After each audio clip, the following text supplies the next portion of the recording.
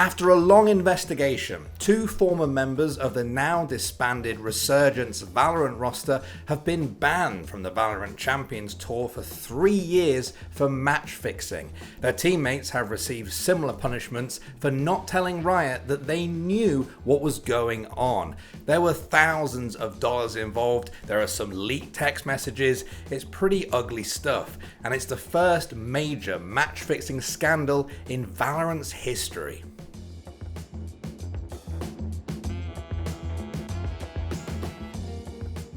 Alright guys, before we get into this, I have to tell you, for every sub we get on this channel, 1 match fixer gets banned. Okay, that might not be exactly true, but you'll never know unless you're subscribed. See what I did there? Make sure you're subscribed. Well, there's a first time for everything. Valorant has joined what feels like every other major esport out there by having its first ever match fixing scandal, and it ain't pretty. On Wednesday, Riot published the results of their investigation into a game between Resurgence and Blackbird Ignis from September 2020. Quote, Valorant Esports has ruled that Malcolm, Germs G Chung, and Ryan, Dreamy CSGO Tan have violated Rules 7.2.1 and 7.2.4 of the Valorant Global Competition Policy for manipulating the outcome of a competitive Valorant match for monetary gain.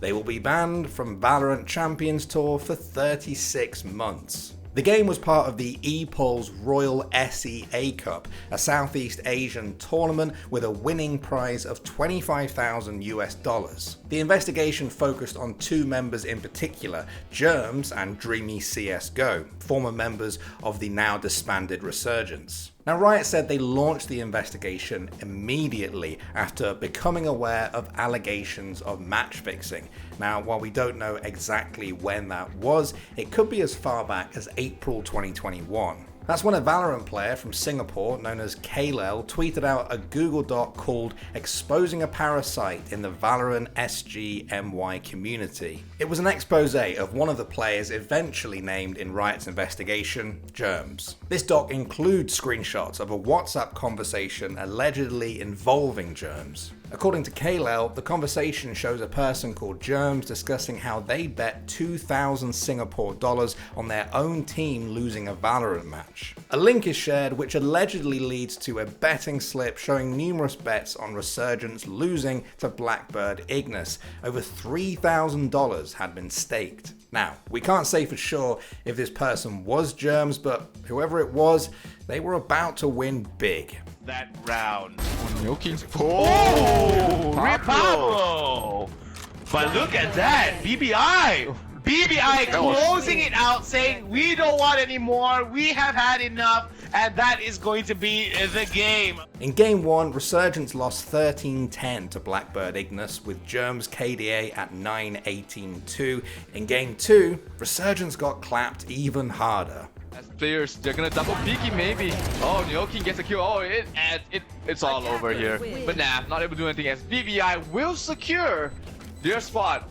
Might secure their spot, sorry, in the main event. In Game 2, Resurgence got stomped 5-13 by BBI, and Germs fared even worse this time with his KDA at 7-16-3. Now, if Germs was the one who bet $3,000 on his team losing 2-0, he would have won a lot of money. With an average odds multiplier of 2.34 across the bets, the profits on those bets would have been around $4,000. The Google Doc also contains more screenshots of this alleged WhatsApp conversation, talking about bad KDA, not even trying, and using different mouse sensitivity. There's also a forwarded message from what is alleged to be the manager of Resurgence at the time, telling the team good try. And this is supposedly proof that the team's management didn't suspect a thing. The doc then finishes off with Kalel pointing out that Germs went on to play for Team 600, having never been caught or punished for the alleged match fixing. So, as I said before, we don't know exactly when Riot started looking into all of this, but given the evidence put forward by Kalel, it's possible that this was when they started looking into it.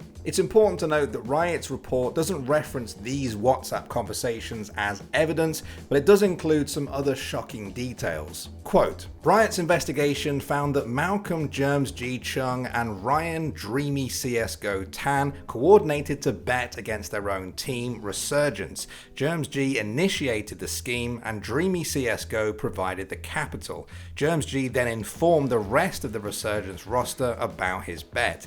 Riot found that the rest of Resurgence's roster did not want to throw the match, but purposefully concealed the issue from their management and Valorant esports officials because they were concerned about penalties and risking their contracts with Resurgence. This is pretty shocking because it means that according to Riot, the other players on the team knew that their teammates were trying to throw the game intentionally and they didn't say anything. And from there, Riot's report gets even more wild. Quote, following the match, which resulted in a 2-0 win for Blackbird Ignis, Germs attempted to pay off other individuals in the Resurgence roster. However, this was rejected by the Resurgence players. The roster was disbanded the following month. End quote. So according to Riot, not only did Germs tell his teammates he was going to bet on them losing and essentially throw the game, he tried to bribe them to be in on the scheme too. To be clear, Riot says that while these other teammates rejected the offer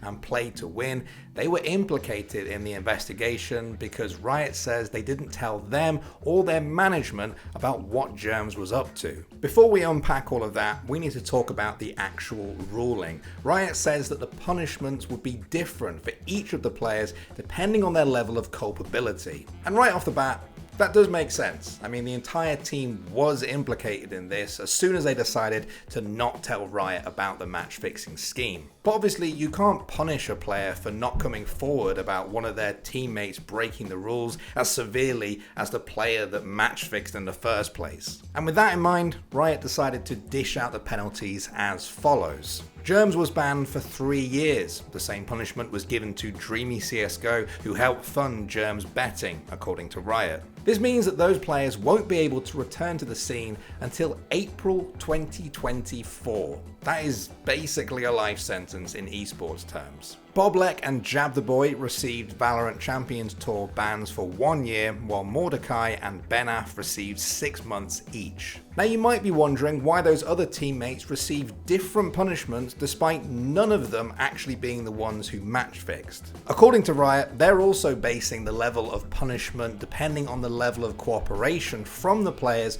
during the investigation. So apparently some players cooperated a lot more than others. So, are the punishments fair? Well, there's a lot of different ways to look at this. On the one hand, these young players may have been scared about the penalties that would be issued if this scandal got out. In the report, Riot themselves say that apparently the players didn't come forward because they were scared of losing their contracts. And like, yeah, of course you'd be. These kids probably worked their asses off to play Valorant at the pro level and didn't want this scandal just f***ing it up for them. But at the end of the day, if a player wants to play in the Valorant Champions Tour, they have to agree to Riot's rules. Quote, if a team member is asked to fix the outcome of a game or to otherwise take part in any actions prohibited by this global policy or the applicable event-specific rules, that team member must immediately report this request to the tournament operator. So yeah, they didn't match fix themselves, but they agreed to these rules which says that they have to tell Riot if they witness any attempt to match fix, and they didn't. And presumably because money was also involved in all of this, they also included the other rule that was broken, Rule 7.24, gambling. Players are not allowed to gamble on the outcome of any tournament because, as Riot puts it, it poses a serious threat to the competitive integrity of its game. And yeah, I don't need to tell you guys that if players were allowed to make money betting on tournaments, even if it wasn't one of their own games, it would be a shitfest. I wouldn't trust anything that I saw. And that's what this is all about, trust. Sure, this is just a few players on one team in one part of the world, but it's more than just that. Valorant is coming into its own as an esport. It's got millions of fans. It's just had a really successful first international LAN event.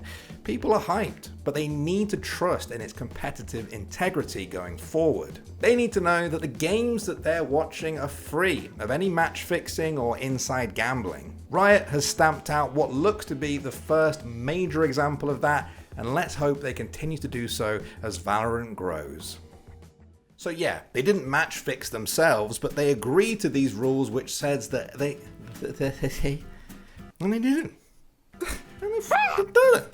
You fucking believe these guys? You can't F-wording. believe these guys.